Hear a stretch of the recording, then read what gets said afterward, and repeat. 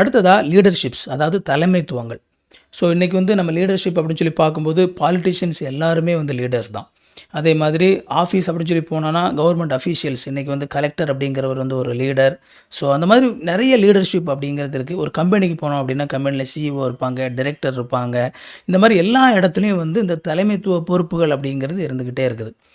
இந்த தலைமைத்துவ பொறுப்புகளை ஒருபொழுதும் ஆர்டிஃபிஷியல் இன்டெலிஜென்ஸ்னால் வந்து ரீப்ளேஸ் பண்ண முடியாது. ஒரு ரோபோட்டை நம்ம ஒருபோதும் நமக்கான ஒரு அரசியல்வாதியாக, நம்மளை ரெப்ரசன்ட் பண்ணக்கூடிய ஒரு ஆளாக நம்ம வந்து அக்செப்ட் பண்ணவே மாட்டோம். அதே மாதிரி தான் லீடர்ஷிப் அப்படின்னு சொல்லி வரும்போது ஒரு கம்பெனியில் ஒரு ரோபோட்டை கொண்டு போய் ஒரு சில நபர்களுக்கு மேலே கொண்டு வச்சு, ஓகே இந்த ரோபோட் தான் இன்னும் உங்களுக்கு லீடர், இவர் சொல்கிற மாதிரி தான் நீங்கள் கேட்கணும் அப்படின்னு சொல்லி வந்து அது சொல்ல மாட்டாங்க. எந்த ஒரு கம்பெனியும் சொல்லவும் செய்யாது. அப்படி சொன்னால் மனுஷங்க யாரும் ஏற்றுக்கவும் மாட்டாங்க. ஒரு ரோபோட்டை நீங்கள் எப்படி எங்களுக்கு தலைவராக வைக்கலாம் அப்படின்னு சொல்லி தான் அந்த பிரச்சனை வரும். அதனால் இந்த தலைமைத்துவத்தில் இருக்கக்கூடிய எந்த ஒரு பணியுமே ரோபோட்டால் ரீப்ளேஸ் பண்ண முடியாது. இன்ஃபேக்ட் அதை செய்யவும் முடியாது ரோபோட்டால்.